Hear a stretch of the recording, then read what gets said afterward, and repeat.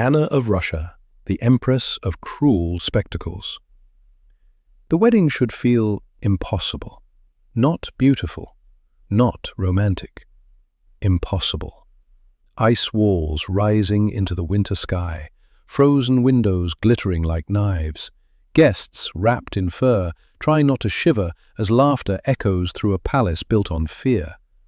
And at the center of it all, a woman watching, calm, interested, almost amused.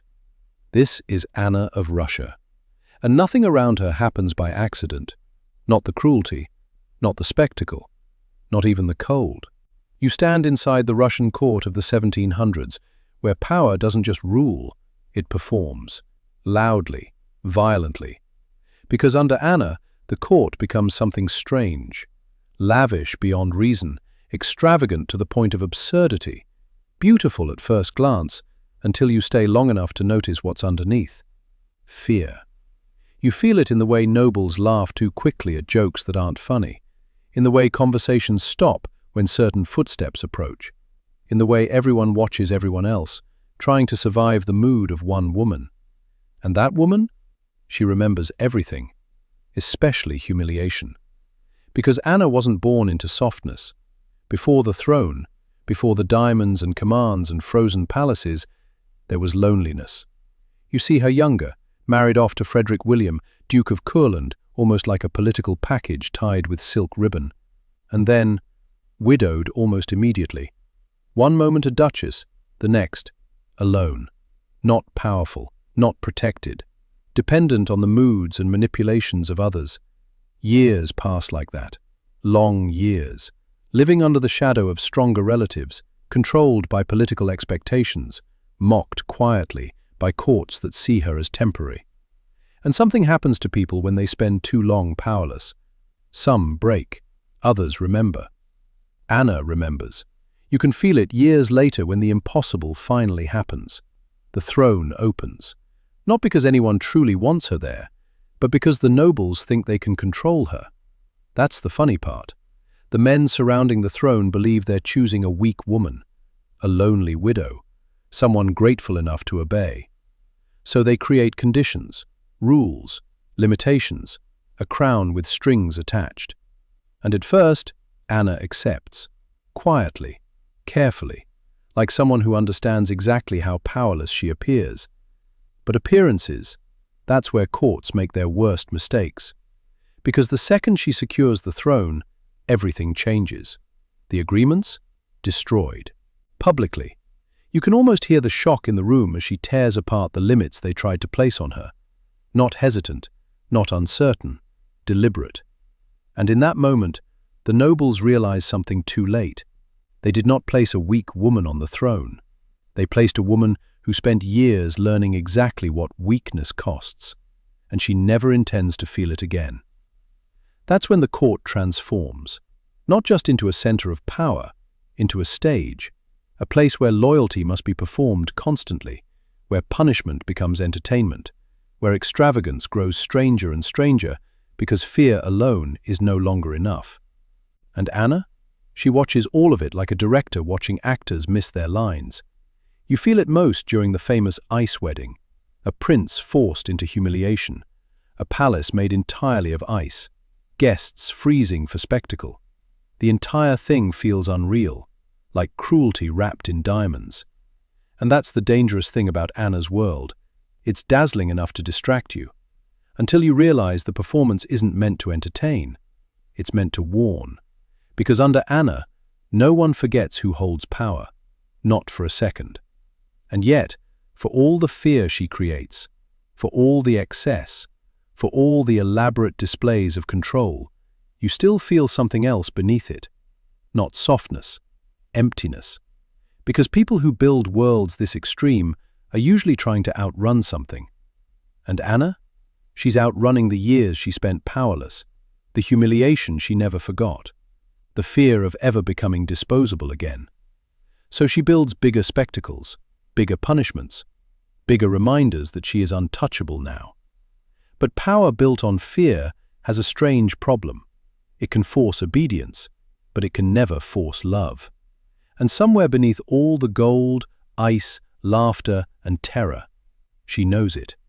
Right in the middle of a court, glittering so brightly it hides the cruelty underneath. Because next, the performances grow darker, and the line between ruler and tyrant begins to disappear completely. And once a court learns to survive through fear, it changes shape. Slowly at first, then completely. You feel it in the silence. Not peaceful silence, careful silence. The kind where every word gets measured before it leaves someone's mouth. Because under Anna of Russia, one wrong sentence can become a disaster. One wrong joke, one wrong rumor, one wrong expression at the wrong moment, and suddenly someone disappears from court, or worse, stays, humiliated publicly as a warning to everyone else. Because Anna doesn't simply punish disloyalty, she performs it.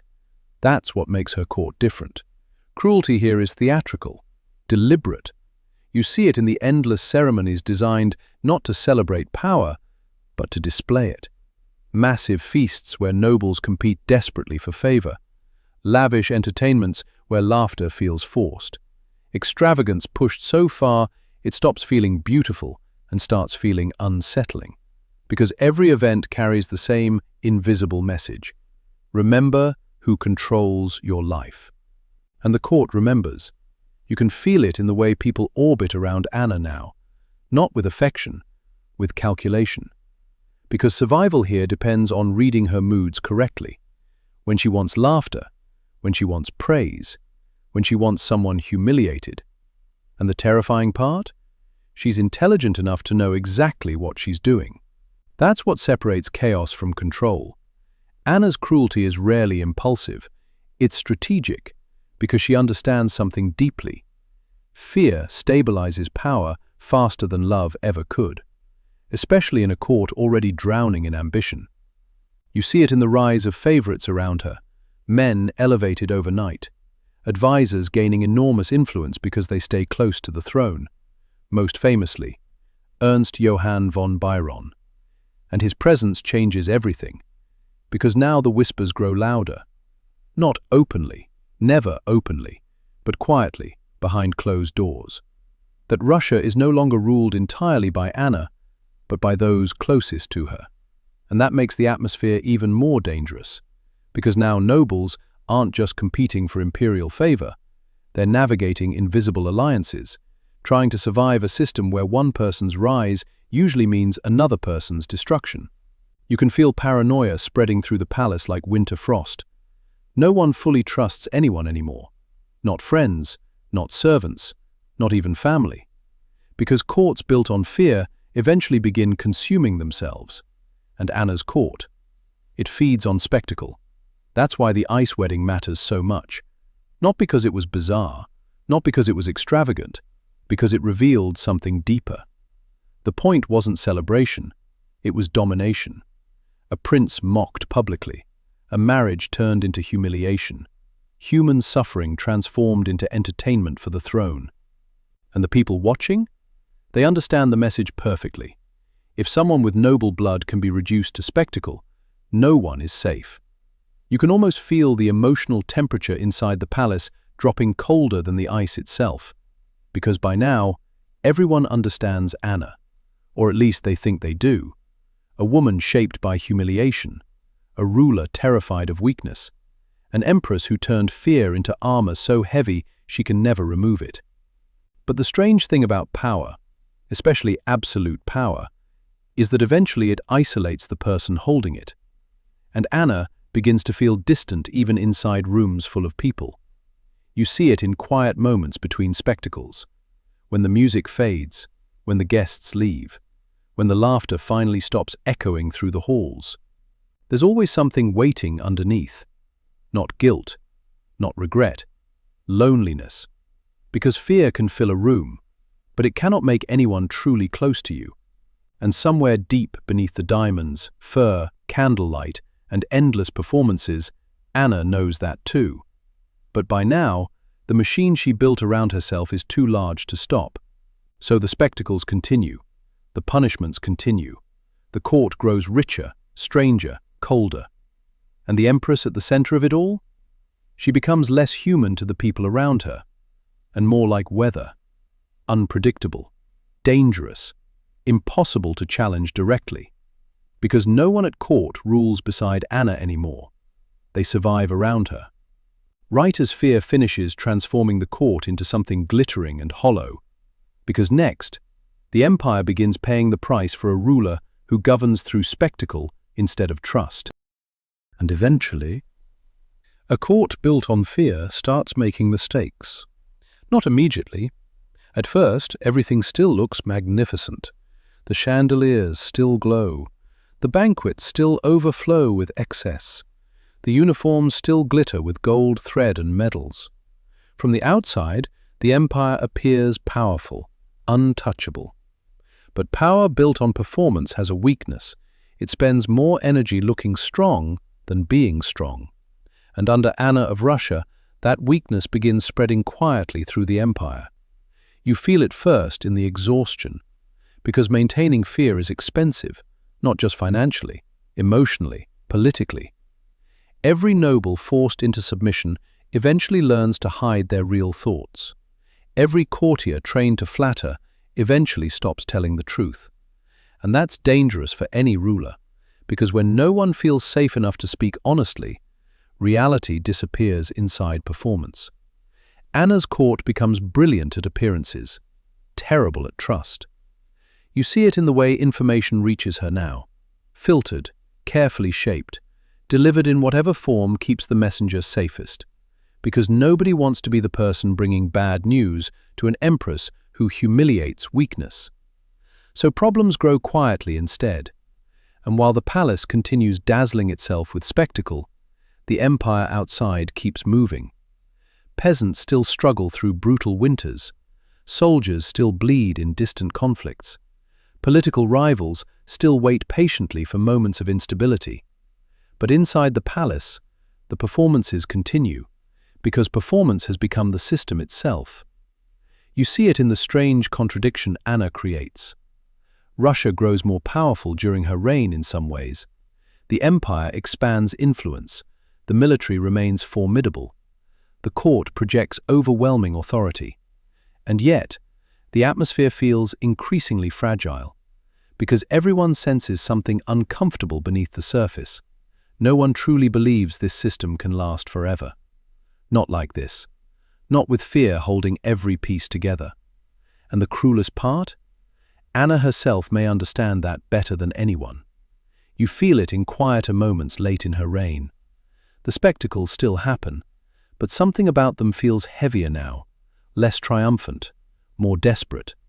Because once rulers build identities around absolute control, they can never relax. Not fully. They spend their lives guarding against humiliation, betrayal, weakness, the very things Anna fears most. And fear like that changes people over time. It sharpens them, then isolates them, then slowly consumes them. You can see it in how the court reacts to her now. Not with shock anymore, with adaptation. People stop expecting kindness entirely, stop hoping for warmth, stop imagining anything beyond survival. And that may be the saddest transformation of all, because cruelty repeated long enough stops feeling shocking. It becomes normal. The ice palace, the humiliations, the endless displays of dominance, they stop feeling extraordinary. They become routine.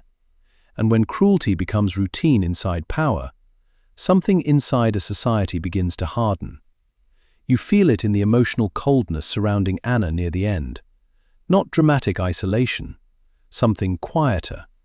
A ruler surrounded constantly by people, yet untouched by genuine closeness. Because fear can make people kneel. Fear can make them obey. Fear can make entire courts perform loyalty flawlessly. But it can never make them love you freely. And beneath all the glittering performances, that truth follows Anna everywhere. Even when the court applauds, even when nobles bow, even when Russia itself bends around her will, the loneliness remains. Because the spectacles were never really about entertainment. They were armor, built by a woman who spent years powerless and became determined never to feel powerless again. But armor has a cost. Wear it long enough, and eventually you stop feeling anything underneath it. So when the reign of Anna finally nears its end, what lingers isn't only the extravagance, not only the cruelty, but the atmosphere she created. A court where fear sparkled beautifully, a palace where humiliation became theater, an empire where everyone learned to survive by performing loyalty. And at the center of it all, a woman who ruled with absolute force, yet never escaped the shadow of the powerless widow she once was. So we leave her here, not in the ice palace, not during the spectacles, but in the silence after them. Because that silence tells the truth more clearly than the performances ever did. If this story stayed with you, if you felt how power can transform fear into something dangerous, don't stop here. There are more women like her. Women who didn't just inherit power. They reshaped entire worlds around their wounds. Subscribe and come back for the next chapter. Next time, we step into a woman whose beauty became legend and whose ambition terrified everyone around her. Stay dangerous, stay loud, and never let them hold the pen.